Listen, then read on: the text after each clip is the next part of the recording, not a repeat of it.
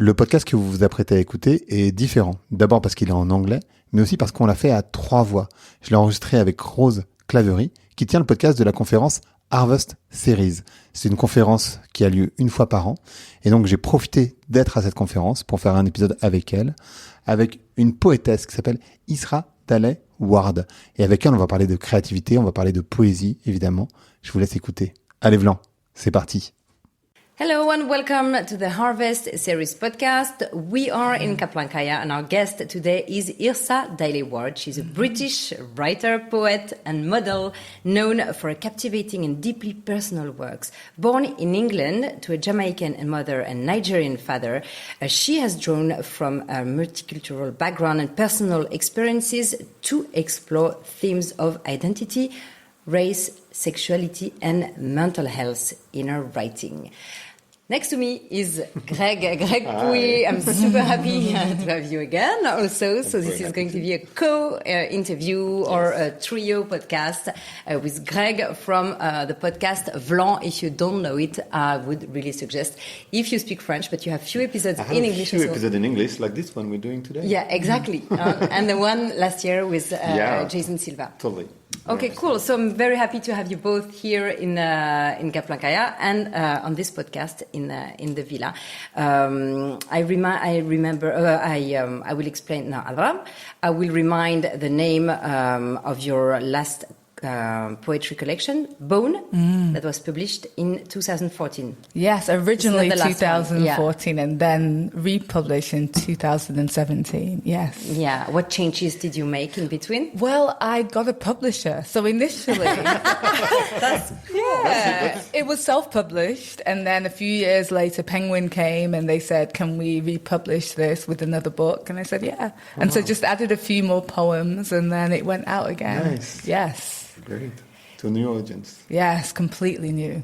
Do you think you could start for the listeners and watchers by reading, or not reading, telling a poem? Yes, I feel like I'm going to do a poem called We'll Be Fine, and it's a love poem, and it's one I wrote at the beginning of the pandemic. I was in this long-distance relationship, and it goes like this. I know that I love you. You go walking every morning beneath the trees when much of the city is sleeping and preparing for more of the same. Walls, information, terror, doubt. You tell me the sky is on a kind of holiday, deep breathing, pink and still. You talk about the sun, so low and tender you can stare it in the eye. The flowers are still showing up for work. I know that I love you.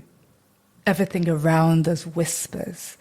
It is up to us what we hear. I think that when this time is over and we are almost nearly remembering all of this, you will be so full up of all the raw living beauty you have so diligently collected every morning, and the world will have turned, heaving with all of its newest learnings. I think there is gorgeous anarchy in not knowing exactly where this will take us. I worry and you worry, but here we are. Right now, all there is to do is live. Nice. Beautiful. Thank you so much. Oh, you're welcome. What is your relationship with letting go, I guess? Oh, the best question wow, after this, I love that. Yes, it has been a life of letting go, and I really treat that as a religion, you know, because I think as important as it is to have so many experiences and varied and wide experiences, it's also important to be able to identify the old things that we have no need for anymore. You know, the limiting behaviors and the just old beliefs, old neural pathways, just unnecessary things which were useful once but aren't useful anymore. So I'm constantly like trying to hone who I am, you know, taking bits off that were beautiful, but now, you know, I'm different. So letting go is like my religion. And how do you do that? I mean, do you have? How did you came up? Because for a lot of people, me including, I guess, it's very hard to let go. Yeah. I mean, I think I see it as something that's almost necessary. It's like when you have too much baggage, it's just harder to move, and you feel it. You feel limited. Totally. You know, you feel like something's got to give. So it's like a means of survival doing so, and I do it because I know that I can't go further unless it happens. And also because you travel a lot. Yeah, I'm always traveling. Yes, and I'm a light traveler too, I'll tell you. So that helps as well. I had a question about, do you know all your poems by heart? You know, I used to, and now I write poems every week. So now it's just growing in size. And now there's hundreds and hundreds. So I think if I really was forced to, like someone had a knife to me, I'd probably remember. But now I don't put as much pressure on myself to remember everything because there's just too many, and it's growing. What did you call the book bone? It is because it is raw and Yes. the structure, yeah? Exactly, because it's right in there. It's stuff that's right in there. Again, some of that stuff needed to go. And what was true then is not true now. But it was something from inside, like deep within, yeah. Nice. When did you start writing poems? Oh my God. You know, I was lucky enough to be raised on poetry. I was actually raised on biblical verses that went into me. I had a very strict grandparent who raised me. And I just learned from that and learned from the books that I was read to so much as a child, which is why I love to read. Roald Dahl, Spike Milligan, all these people, all of this, even Shakespeare. So it was in me already. So I've been writing since I could read, which was very young, like 2, 3. And as we were driving here, I was asking you why poem compared to novels. Also because I was quoting and I said, I don't remember the writer, but I didn't write you long letters because I didn't write you short letters because I didn't have time to do it. Yeah, it's hard. It takes. It's a different type of writing. I do write novels too, but this is. I don't know, there's something about the economy of language which I think is really cool, you know, to give. Why say 100 words when I can say 10, you know, in an intentional way? With your question, it's going to be very naive, but for me, when we learned poetry at school, it was with rhymes. And so this is not something, rhymes, that matters for you. What's your definition of what matters for you, what qualifies poetry for you? Modern poetry. Feel like for it to feel resonant to whoever comes across it in different ways. And sometimes I write poems that rhyme and sometimes I don't. And I really don't think I get to control that. You know, I really feel like the vessel. It sounds strange, like something esoteric, but honestly, like I sit there and let it come through. I don't sit there and think of myself and like really do it in a really purposeful way. I kind of sit there and just clear myself and then allow myself to be used for whatever it is that gives you the words. So you're not too much in your mind. No way. Because I would ruin it. Like I would be, you know, I think the ego or the self too much. When that gets in the way, you start to doubt what you do. And this is not the space to doubt. This is the space to be wild. This is the space to be open. So that's where I go. That's why I'm so addicted to it, because I don't have to think too much. And connected to our question, do you feel like constraint, like rhythm, helped the creativity, or it actually swallowed it a little bit? In what sense? It means that when you're trying to do rhythm, it is a constraint somehow. And for a lot of creative people, constraints are helping them to be creative because sometimes they need those burdens. Yeah, you need the bones of something, otherwise it can go anywhere. So there's something about rhythm. And maybe it's my origin, you know, I'm half Jamaican, half Nigerian. The rhythm is so important to us, it's in us. So of course, you know, something helps me to like form the words as well. And sometimes I'm writing to music. I have music with no lyrics, and it helps me, whether I'm writing a novel or a poem, it helps me feel, and so I can get the thing out. Do you say in poems things that you wouldn't say to people? Absolutely. Oh my God. I'm very introvert. You know, I'm shy. I'm not, really? Yes. We were I saying. can tell. We were discussing that. We're one-on-one. We are both like Okay. that. Yes, one-on-one people, not a big group. But this place is a place where I could just let it free. you know, and I love it. I love it. It's a place where I can just say whatever I want to say. And as a kid, the reason why I liked it so much was I come from a very strict household. So you couldn't say something to the elders. If they tell you something, that's it. You have to do it. But when I wrote, I could say anything, and they didn't I didn't get into trouble. They didn't tell me off. They were just like, "Oh, this is a great poem." And so the freedom was there. Oh. Yes. mental health hygiene. Yeah, completely. Yeah, that's what it is. So writing is freeing you somehow. Oh God, all the time, every day. That's why I do it. I'm very quiet in everyday life, but this is where I come with my truth.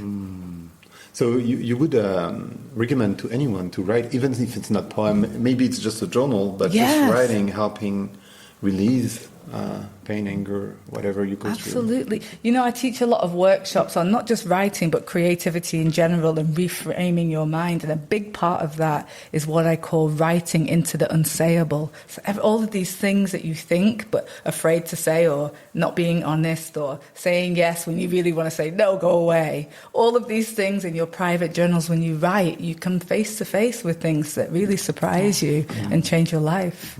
Do you write, Greg?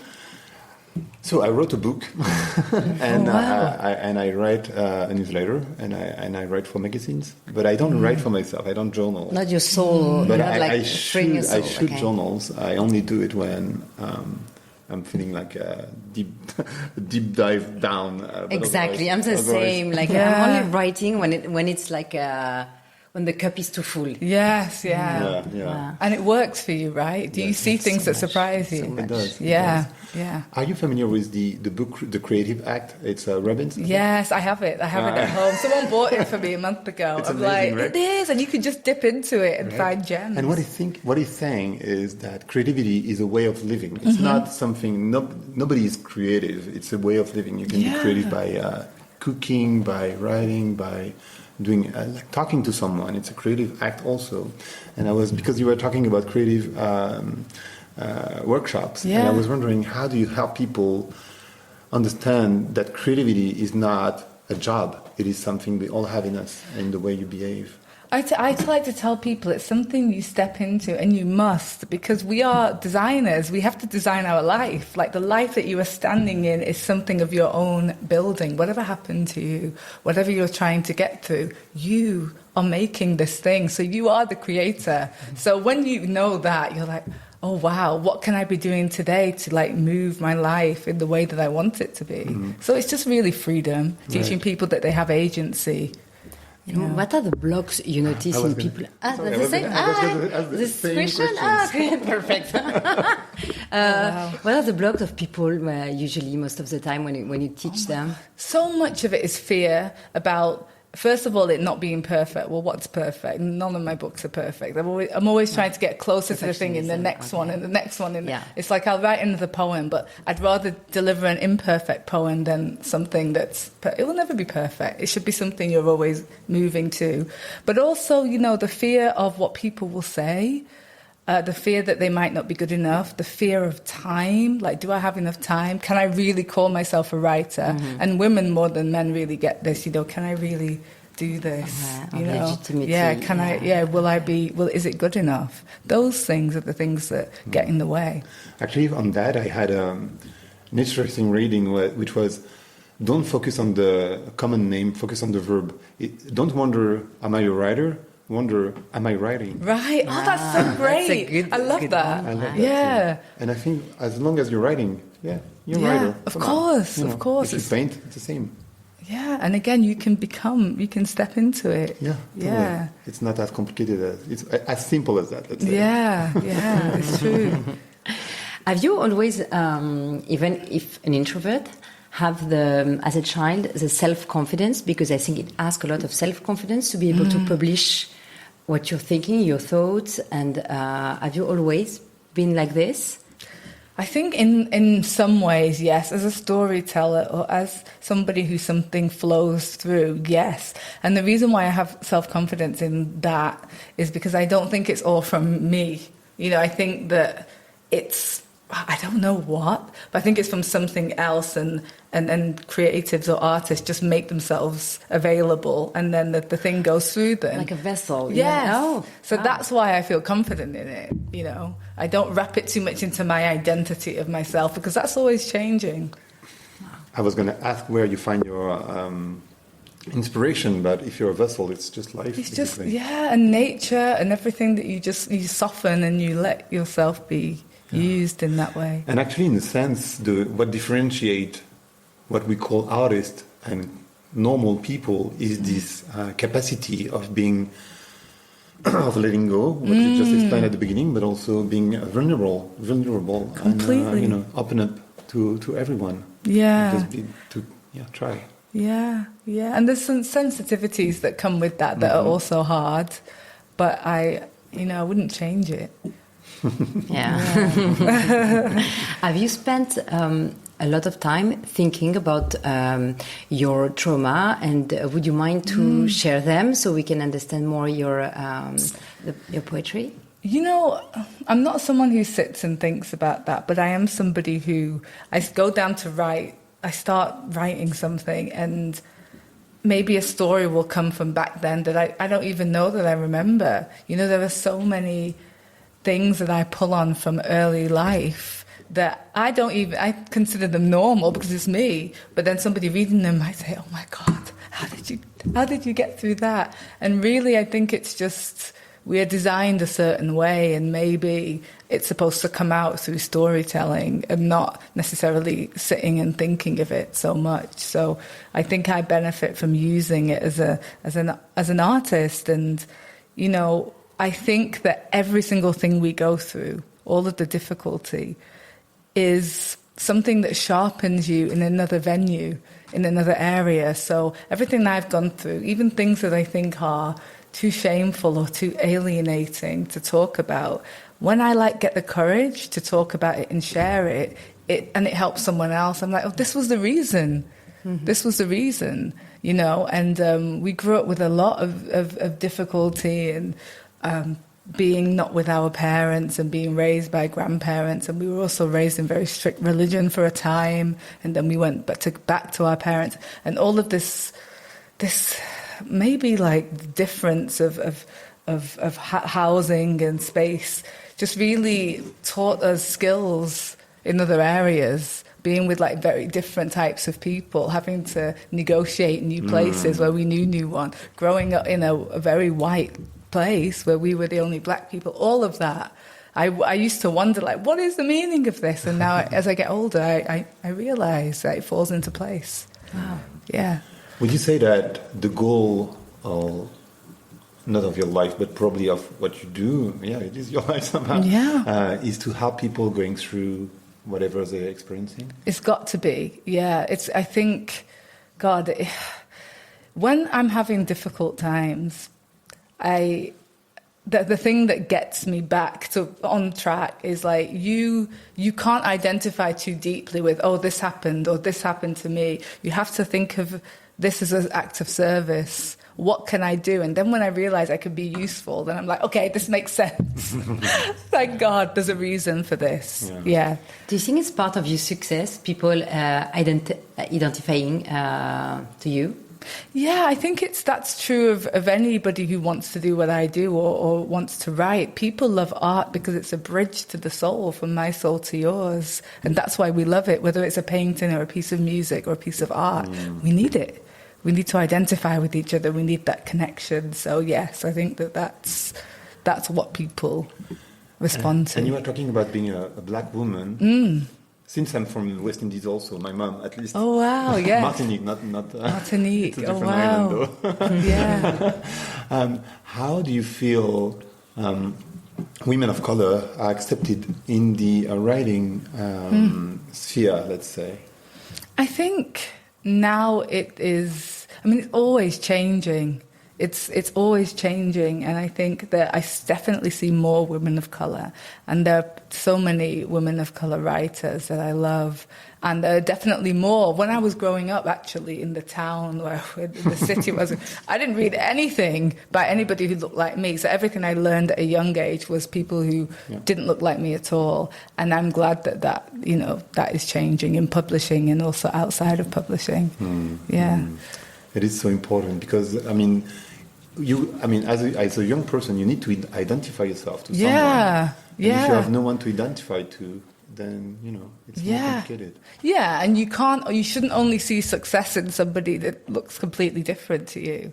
But there's something about the diversity of stories. When you read enough diverse stories, you see that we're all alike, and that's what we need to understand more. Go through the same experiences. Go ahead. So you're living in the US. Do you feel more like an American now? Oh God, or British? No. I don't. It's hard for me to identify as any of those things. I guess you would say British because that's where I was born and brought up.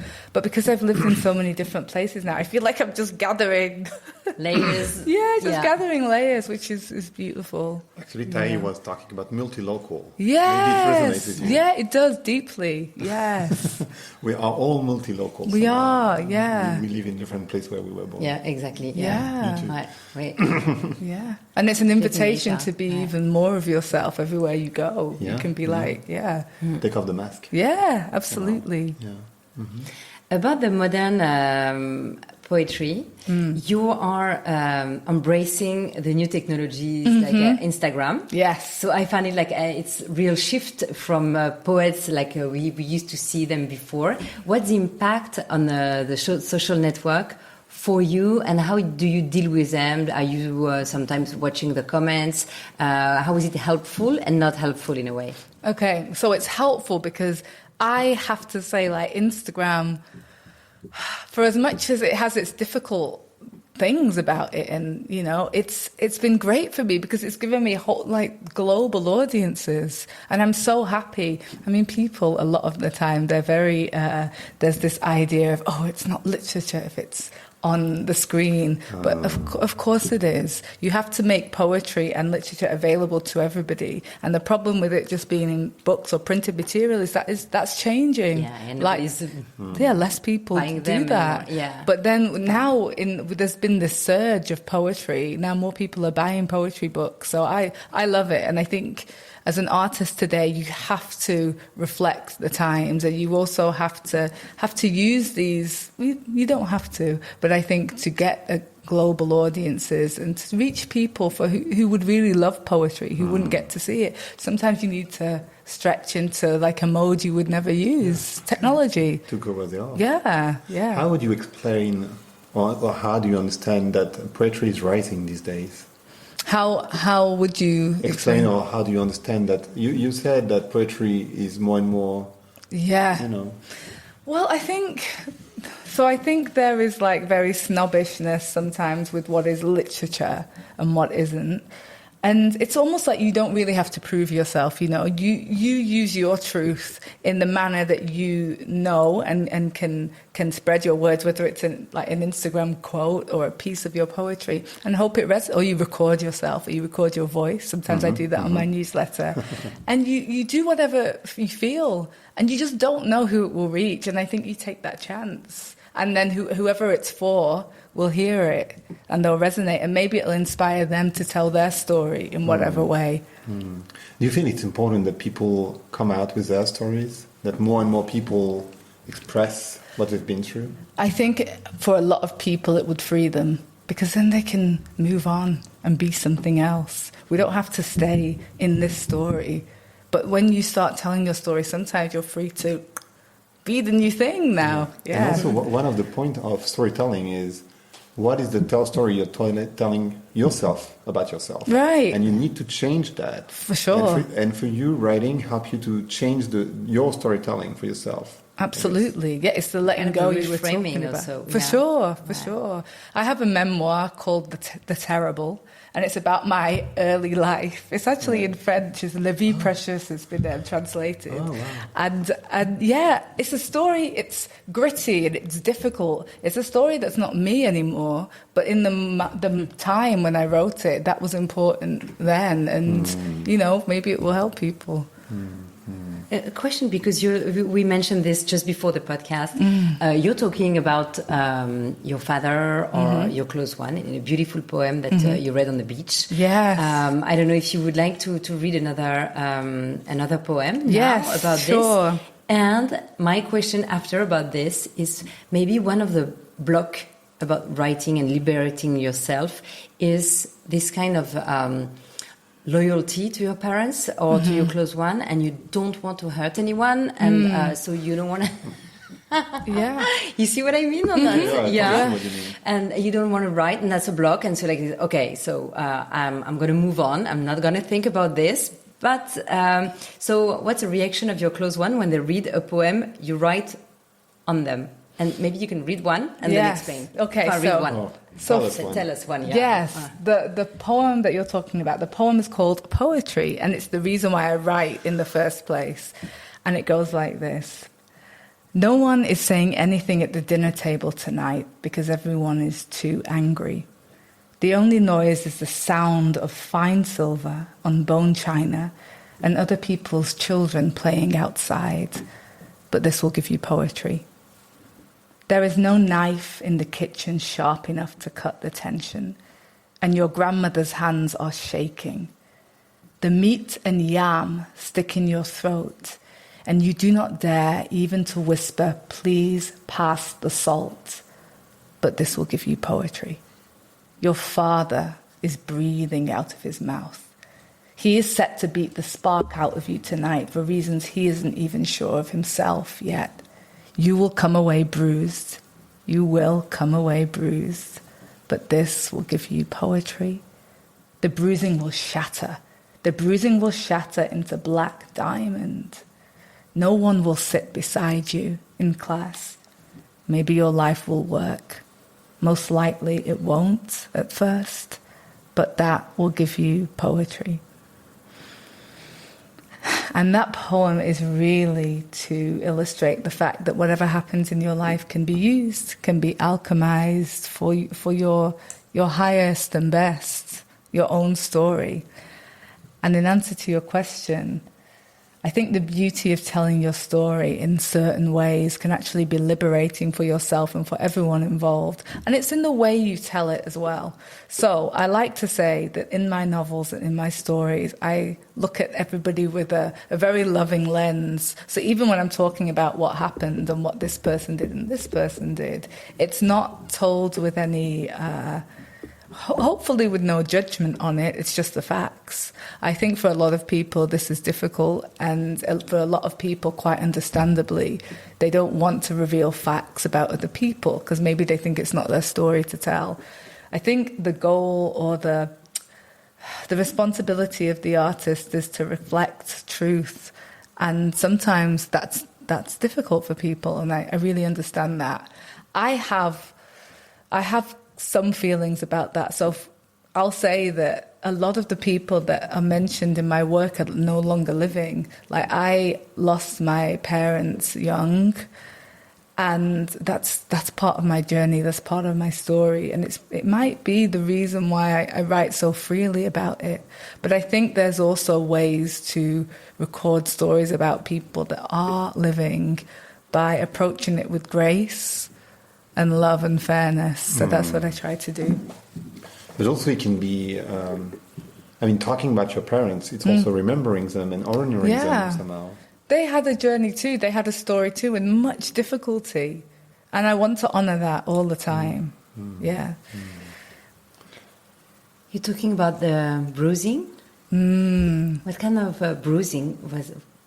Well, I mean, you know, the shadow that sometimes appears on your life when you have these early memories. And also, you know, when you're brought up in certain ways, some of the conditioning that happens, some of the ways that you have to learn to love yourself, because perhaps the people, your caregivers, maybe the way that they love you or try to love you affects the way you love and try to love.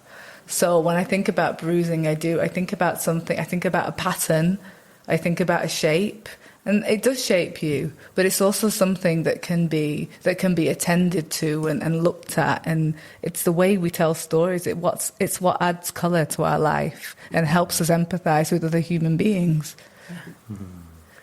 When I'm listening to you, I think of an armor, you know, not even an armor, but something that shaped you at the beginning, like a porcelain thing. And then you can change the shape. Yes. And we are free to change the shape, actually. We're not like strictly in that. We were born like that, but then, or raised like that, but then we can free ourselves. That's so true. That's a great analogy. I love that. Yeah.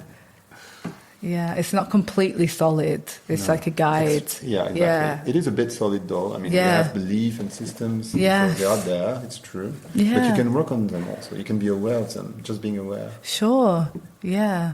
And some of them are useful. Even today I find myself battling with some aspects of things I've been taught, and I'm like, okay, so that is maybe not true, but then their discipline that I was taught is the thing that I can still use, like in my writing. Even to have a writing practice, you need discipline to write books. You have to, or it won't get written. Is this one of the advice you would give someone that want to go into poetry? Have discipline, even if you're not inspired, just write every day.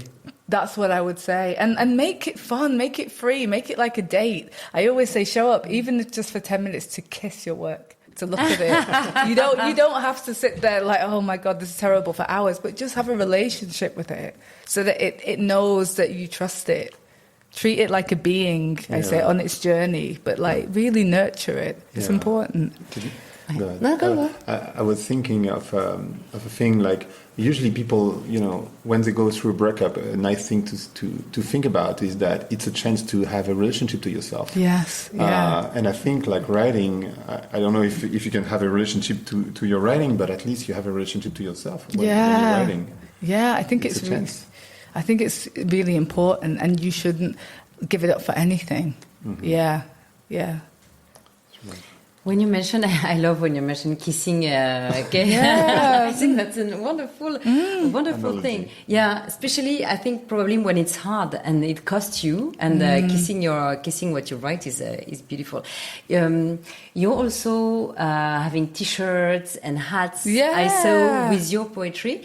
Is it like a way of what does it represent for you? Is it also to desacralize poetry, or to make it fun, or to make it beautiful, or? I just think you've got to, like, you know, one thing I don't like to stay in one lane. I think, do everything. Have fun with it. It doesn't have to just be in a book and this, like, you know, you can only read in a stained glass window. It's got to be somber in a university or something. Let the work travel. You know, I can read in a bar, you know, or I can read in the church, or I can read, you know, like Harvest, you know. It's lots of different ways of using language. We use language every day, so why should it just be some serious academic experience? It can be everything. One question I didn't ask when we were talking about social media. Do you think social media, Instagram for instance, but it could be TikTok, are the new kind of book, or book have still their place, which is a bit different from social media? You know, it's hard for me to say it's a new book because I love books and they'll always be my first love. But I do think it's important in this day and age to have different vehicles. Right. Just because our brains are different. Our brains, we don't have even the same attention span. Even me as a writer and strong reader, I don't read as well as I did 10 years ago.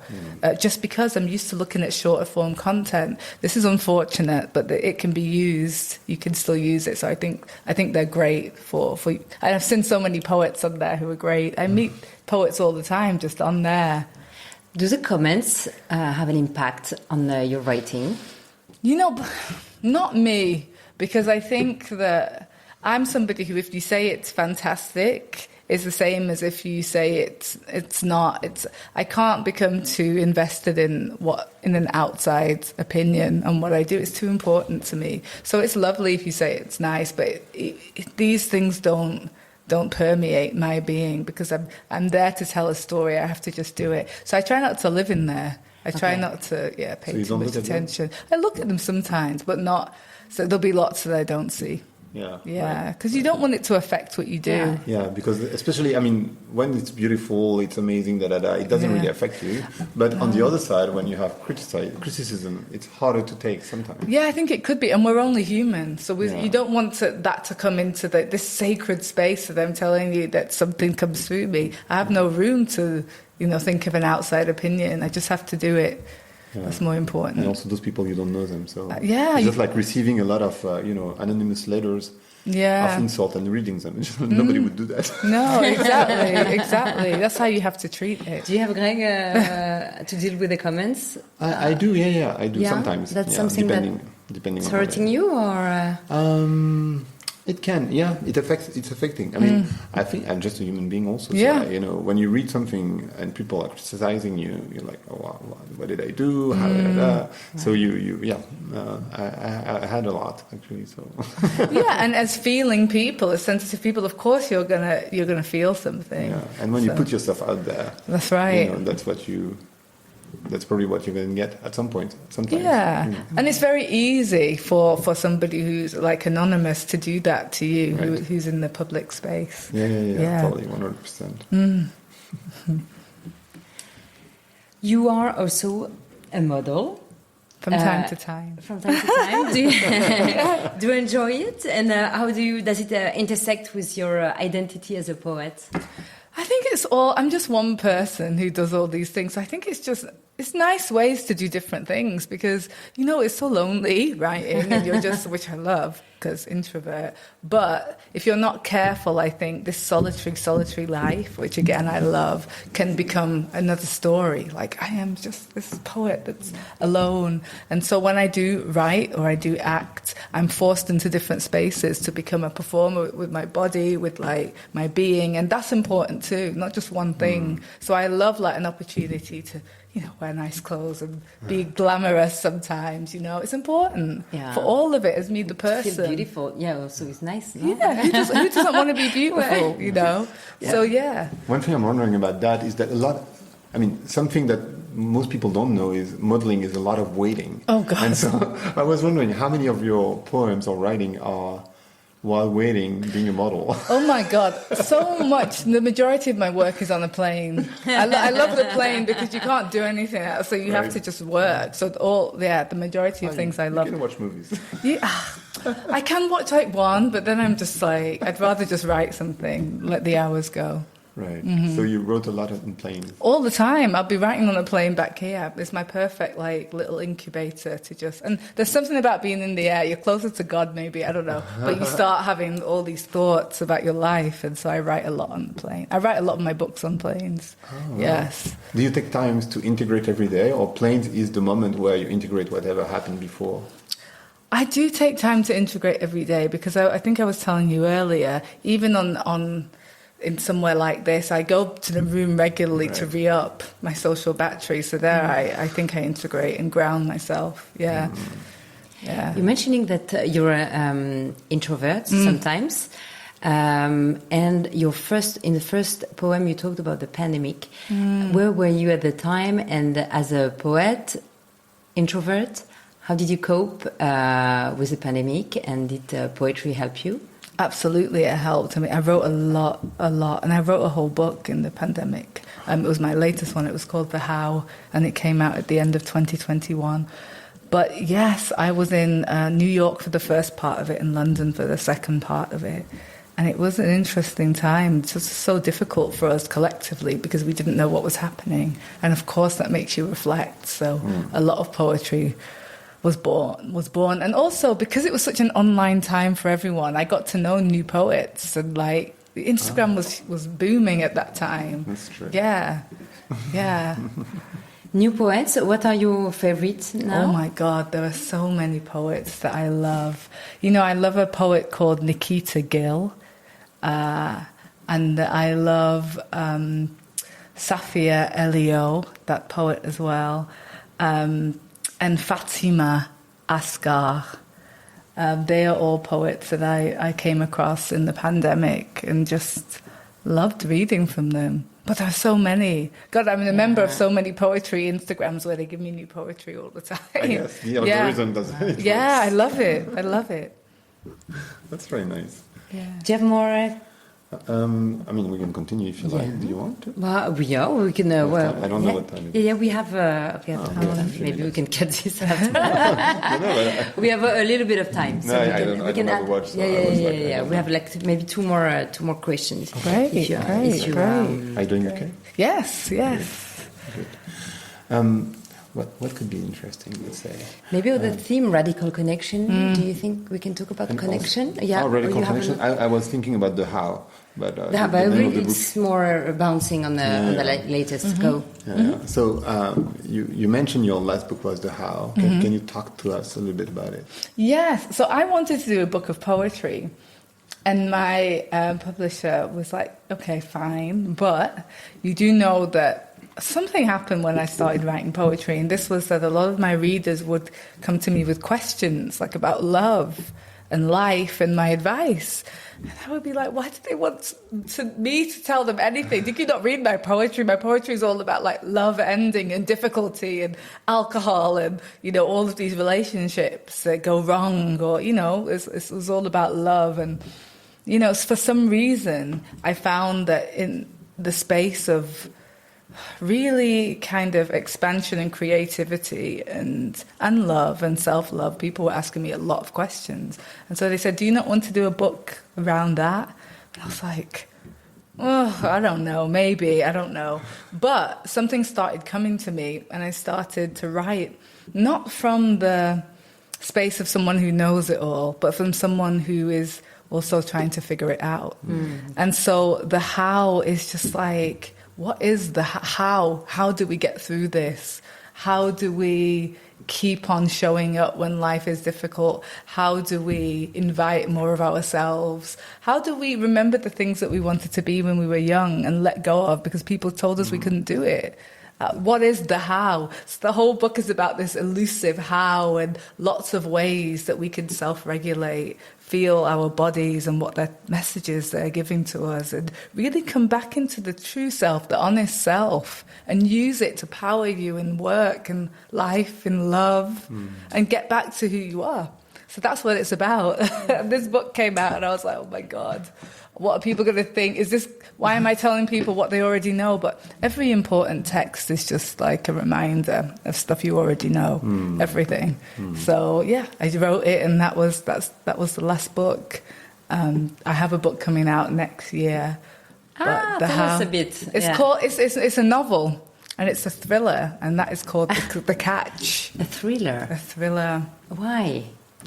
You know what? So I told you that my mum passed away. She passed away some years ago when I was 23, and it was such a difficult loss. I really, really, really missed her. And the relationship with your mother is like nothing else. So from time to time, I would be like shopping, and I would just shopping or like anywhere in different cities and different countries around the world, and I would see someone, and it's not even that they looked like her. It was just like, oh wow, like I wonder if she'd look like that. Maybe they were her age or her height or something. I thought, God, what would it be like for me to just see someone like her?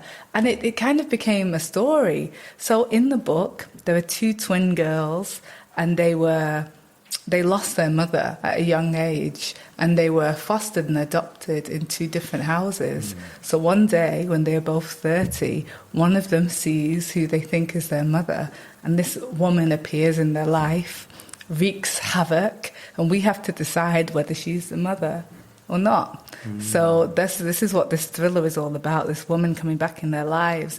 The twist is that she is the same age as them, but she's identical to the pictures that they've seen of her. So it's like, is it not? How can this be? And so that's what The Catch is all about. So you're diving into the motherhood Yes, yeah. It's so compelling to me. Yeah, Super the idea interesting. of motherhood. I had a question around the book, The How, because we are living right now, or we are going through a mental health pandemic. Wow, yeah. And I was wondering, how do you look at, how do you see the society right now? How do you look at it? Man, I think the thing that we're calling out for the most, I mean, there are so many things, but it's connection. It's remembering that we are more alike than not alike, because there is so much separateness now, and so much trying to witch hunt people, and trying to prove people wrong, and trying to take people down for beliefs that they have that are not in line with ours, forgetting that this world is so beautiful because we're so rich and varied. So I think the separateness is the problem. Yeah. You know, it's also not great for mental health, feeling so isolated. So I think, the end of isolation, like we need more connection and more things that draw us together, even in our differences. But this idea of homogenizing everyone and making everyone think the same is this doesn't help us. It's so boring. Yeah. Maybe I will come to my... Maybe it's not exactly. You're reading my notes? No, exactly. That's a perfect... the theme of Harvest is radical connection. What do you think about radical connection? What does it mean for you? And when do you feel radically connected? Oh, wow. I feel radically connected when I make work that resonates, or when I experience work that resonates, which if you think about it, it's all the same circle, because whether you're the watcher or the person on stage, or whether you're the reader or the writer, whether you're the artist singing or the listener, it's all a big circle of connection. I also think radical connection is the only way that we're going to get through some of the great problems in the world and all of the things that are happening. So it's kind of our antidote to a lot of the poison that has appeared. So we need it. I think it's the only hope. And I think we need to begin now, and just experiences like this help me understand that some things are possible. And you can really get galvanized from just hearing one message. So imagine if we were all doing it and just lighting each other up all across the globe. That would be amazing. Fabulous. Do you have one more question? No, I have the last question of this podcast, the one I'm asking to all the guests, is if you can recall a memory where you felt very connected with your family. It can be not your family if you want, but a meal, if you can if you can explain us the person, the food, the people, the atmosphere around you when you were a child. Okay, and you yes. felt really connected, like a vivid memory. I know that straight away. So my family that I grew up with is Jamaican, and at Christmas, oh my God, we would have the best food. We would have rice and peas. We would have, which is our dish in Jamaica that everyone has. We'd have our chicken, and we would have our macaroni and cheese, and just a big spread with all the best cutlery and the little flatware, the crockery that my grandma used to like with all the patterns on it, and just the uncles and cousins and everybody that would come through just to get the food as well. And that I will never forget that, and that's why I love to gather people around also for food, because my grandma taught me how to cook, so those things make me happy, and that's a vivid memory for me. Thanks for sharing. Thank you. It resonates a lot with me, actually. So I love that. Yeah. What's your? I would like to know. No, but we have the same. What's your memory? I guess we have the same background. Yes. So I have the same thing. I have the same memories. The big meal with all the family, 20, 30 people around the table. Totally. Yeah. I guess it would be a Christmas dinner for me also. With the family. With the cousins and the happy moments. And when you wait for the next day to open your presents. And then you're waiting for Santa Claus. You know? And you try to see him. You have a last question? Yeah, my podcast called Vlan, VLN. It's an onomatopoeia to say slam the door to something or open the door to something. Mostly slam the door to something, to be honest. Okay. But I would like to know what you would like to open or slam the door to. I would like to open the door to accepting, like really fully accepting opportunities and saying yes to things with my full self.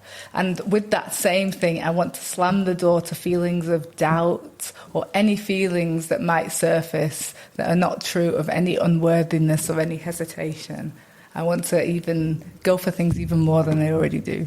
Right. Yes. Perfect. Thank you so much. Yrsa. Thank you. Thank you for having Thank you, me. Yrsa. Thank you, Greg. It was a pleasure to have you. Always a pleasure. Always a pleasure. Bye. Thank you, Yrsa. Thank you. Thank you so much.